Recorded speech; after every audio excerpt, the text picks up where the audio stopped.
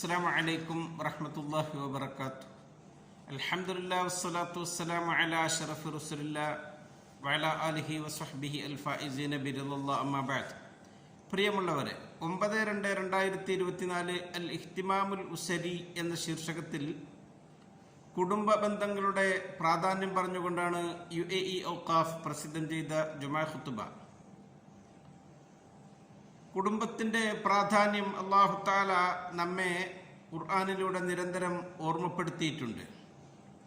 ഒരു കുടുംബം രൂപപ്പെട്ടു വരുന്നത് ഒരു പുരുഷനിൽ നിന്നും സ്ത്രീയിൽ നിന്നുമാണ്. മിൻ ദക്കരിൻ വ ഉൻസ. അല്ലാഹു പറയുന്നു, വല്ലാഹു ജഅല ലക്കും മിൻ അൻഫുസിക്കും അസ്വാജൻ വജഅല ലക്കും മിൻ അസ്വാജിക്കും ബനീന വഹഫദ. അല്ലാഹു നിങ്ങളുടെ ശരീരങ്ങളിൽ നിന്ന് നിങ്ങൾക്കുള്ള ഇണകളെ സൃഷ്ടിച്ചിരിക്കുന്നു. ആ ഇണകളിൽ നിന്ന് അവൻ നിങ്ങൾക്ക് മക്കളെയും പേരമക്കളെയും നൽകുന്നു. കുടുംബത്തിൻ്റെ ഇടയിൽ സ്നേഹവും കാരുണ്യവും നിറഞ്ഞു നിൽക്കണം. ആ സ്നേഹം അള്ളാഹു അവൻ്റെ ഒരു വലിയ ദൃഷ്ടാന്തമായി നമുക്ക് പറഞ്ഞു തരുന്നുണ്ട്. വമിൻ ആയാതിഹി അൻ ഖലഖലക്കും മിൻ അൻഫുസിക്കും അസ്വാജൻ ലിതസ്കുനു ഇലൈഹാ വജഅല ബൈനക്കും മവദ്ദത്തൻ വറഹ്മ. അവൻ്റെ ദൃഷ്ടാന്തങ്ങളിൽപ്പെട്ടതാണ് നിങ്ങളുടെ ശരീരങ്ങളിൽ നിന്ന് അവൻ നിങ്ങൾക്കുള്ള ഇണകളെ സൃഷ്ടിച്ചു തന്നു. ആ ഇണകളിൽ നിങ്ങൾ സമാധാനം കണ്ടെത്താൻ വേണ്ടി നിങ്ങൾക്കിടയിൽ അവൻ സ്നേഹത്തെയും കാരുണ്യത്തെയും ആക്കിയിരിക്കുന്നു.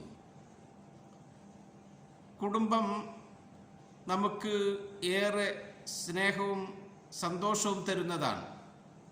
നാം കുടുംബത്തിലെത്തിയാൽ നമ്മുടെ മനസ്സിന് എന്തൊരു സമാധാനമാണ്, എന്തൊരാശ്വാസമാണ്. സമൂഹത്തിൽ, ശരീരത്തിൽ ഹൃദയം പോലെയാണ് കുടുംബം. ഒരു തടിയിലെ ആത്മാവ് പോലെ. അള്ളാഹു അത് ഏറെ ബലവത്തായ ഒരു ഉടമ്പടി മീസാഖൻ ഖലീല എന്നാണ് പരിചയപ്പെടുത്തിയിരിക്കുന്നത്. കുടുംബത്തിന് നാം ഏറെ പ്രാധാന്യം കൊടുക്കണം. ആ കുടുംബത്തിലെ എല്ലാവരും പരസ്പരം സ്നേഹിക്കുന്നവരും ഇഷ്ടപ്പെടുന്നവരും ബഹുമാനിക്കുന്നവരും ആകണം. മാതാപിതാക്കളും മക്കളും ചെറിയവരും വലിയവരും ഒക്കെ അങ്ങനെയാകണം. അത് മനുഷ്യ പ്രകൃതമാണ്, ശരിയായ ഒരു മാതൃകയാണ്. നമുക്ക് എത്ര ജോലി തിരക്കുണ്ടെങ്കിലും കുടുംബത്തിനെ നാം ഗൗനിക്കുകയും ശ്രദ്ധിക്കുകയും വേണം.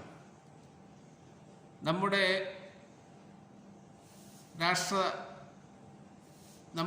റഈസുദ്ദൗല സാഹിബു സുമു അഷേഖ് Mohammed bin Zayed Al Nahyan ഹഫിളഹുല്ലാഹു വറഅ അവർ പറയുന്നുണ്ട്, കൂനു മഅ ഉസ്രിക്കും ഫഹിയ ഹിബത്തുൻ ഗാലിയത്തുൻ മിനല്ലാഹി തആല ബിഹ അലൈന. നിങ്ങൾ എപ്പോഴും നിങ്ങളുടെ കുടുംബത്തിനോടൊപ്പം ചേർന്ന് നിൽക്കണം. അത് അള്ളാഹു നൽകിയ ഒരു വലിയ സമ്മാനമാണ് കുടുംബം.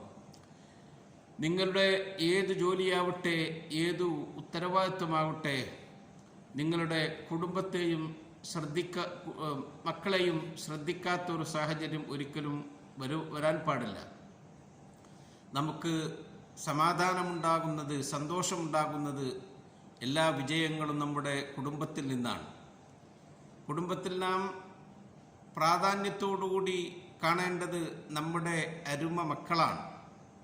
അവർ നമ്മുടെ കരളിൻ്റെ കഷ്ണങ്ങളാണ്, കണ്ണിന് കുളിർമയാണ്. സീനത്തുൽ ഹയാത്തി ദുനിയ. ഖുർആൻ അങ്ങനെയാണ് പറഞ്ഞത്. ഐഹിക ജീവിതത്തിലെ ഭംഗിയാണ് നമ്മുടെ മക്കൾ. റസൂൽ സല്ലല്ലാഹു അലൈഹി വസല്ലം തങ്ങൾ അവിടുത്തെ മക്കളെയും പേരമക്കളെയും ഒക്കെ വല്ലാതെ സ്നേഹിക്കുകയും ഇഷ്ടപ്പെടുകയും അവരോട് വാത്സല്യം പ്രകടിപ്പിക്കുകയും ചെയ്യാറുണ്ടായിരുന്നു. അവരുടെ കൂടെ ചേർന്നിരിക്കും. കളി തമാശകളിലും വിനോദങ്ങളിലുമൊക്കെ പങ്കാളികളാവും. അവരെ ചിരിപ്പിക്കും, സന്തോഷിപ്പിക്കും. വഴിയിലൂടെ ഒരു ദിവസം അവിടുത്തെ ഒരു പേരമോൻ നടന്നു വരികയാണ്. നബിതങ്ങൾ ആ കുഞ്ഞിലേക്ക് ഓടിച്ചെന്ന് കൈകൾ നീട്ടി. ആ കുഞ്ഞപ്പോൾ അപ്പുറത്തേക്കും ഇപ്പുറത്തേക്കുമൊക്കെ മാറിക്കളിച്ചു. നബിതങ്ങൾ ആ കുഞ്ഞിനെ ചിരിപ്പിക്കുകയാണ്. പിന്നെ കുഞ്ഞിനെ അണച്ചുപൂട്ടി ചുംബനം കൊടുത്തു. എന്നിട്ട് പറഞ്ഞു, അല്ലാഹുമ്മ ഇന്നി ഉഹിബ്ബുഹു ഫഅഹിബ്ബ, അള്ളാഹുവെ ഞാൻ ഇവനെ, ഈ കുഞ്ഞിനെ ഇഷ്ടപ്പെടുന്നു, നീയും ഇഷ്ടപ്പെടണേ എന്ന് അവിടുന്ന് പ്രാർത്ഥിക്കുകയാണ്. ഇത് തിരുനബിയുടെ ജീവിതമാണ്. നാം നമ്മുടെ മക്കളോടും പേരമക്കളോടുമൊക്കെ ഇങ്ങനെ സ്നേഹമസൃണമായ ആ പ്രകടനങ്ങൾ നടത്താറുണ്ടോ എന്ന് നാം ശ്രദ്ധിക്കണം.